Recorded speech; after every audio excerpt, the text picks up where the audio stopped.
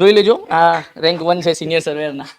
એક તો ખૂબ ખૂબ આભાર હર્ષિલ સાહેબનો કે અહીંયા આમંત્રણ આપ્યું અમને. પ્લાનિંગ આસિસ્ટન્ટની મારી જર્નીની વાત તો બહુ શોર્ટમાં કરીશ કે પ્લાનિંગની એક્ઝામ હતી તો એમાં બહુ જ ઓછા માર્ક્સથી રહી ગયો હતો સાહેબ. 152 જેટલા મારે માર્ક્સ થતા હતા અને 157 લાસ્ટ કટ ઓફ આટલું હતું. તો ત્યારે કેવું લાગ્યું કે સાલું આટલી મહેનત કરીને તોય આટલા માર્ક્સથી રહી ગયો કીધું. એટલે થોડું આમ હતાશા જેવું થતું કે સારું વાંચ્યું આટલું બધું તો કંઈ ફળ મળતું નહીં. થોડા ટાઈમ તો એમને ફરે રહ્યા કશું કંઈ એટલું બધું વાંચતા ના એમ. અને પછી એમ કીધું સારું હિંમત તો નહીં હારવાની એમ. આ વર્ષમાં હજી એક સિનિયર સર્વેયરની વેકેન્સી આપણા માટે બાકી છે. હવે ક્લાસ 2 ની વેકેન્સી તો દેખાતી નથી.